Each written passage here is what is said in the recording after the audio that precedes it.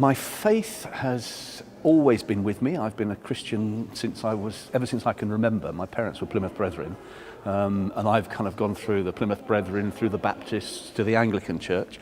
But my faith has never been something where, put it this way, when I was at work, I wasn't the sort of person who would walk down the corridors saying, jumping for Jesus and that kind of thing.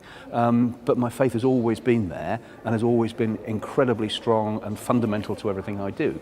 And my dad had a favourite verse which he passed on to me, which is that wonderful verse in Micah chapter 6, verse 8, which says, "What does the Lord your God require of you but to act justly, to love mercy and to walk humbly?" And I've tried to kind of use that as my strapline, if you like, in terms of the way that I've behaved and the way that I've done my job.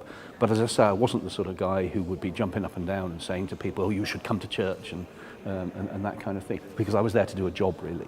And that was the sort of the overriding thing. But it did have an impact in the sense that there's a very good friend of mine who had a kidney transplant about 10 years ago, and I just wrote to him before the kidney transplant and said, "I'll be praying for you." And that actually had a major impact on him in the sense that he realised that actually there was something perhaps a little bit more important about the world of faith than he'd realised before.